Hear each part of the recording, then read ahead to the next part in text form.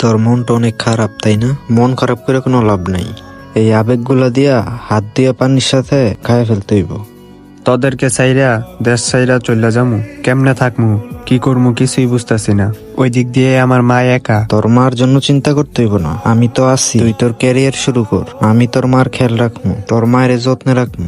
আর তাছাড়া আমার নিজেরও তো মা নাই, তোর মাই আমার মা। মনটা অনেক হালকা লাগতেছে জানোস।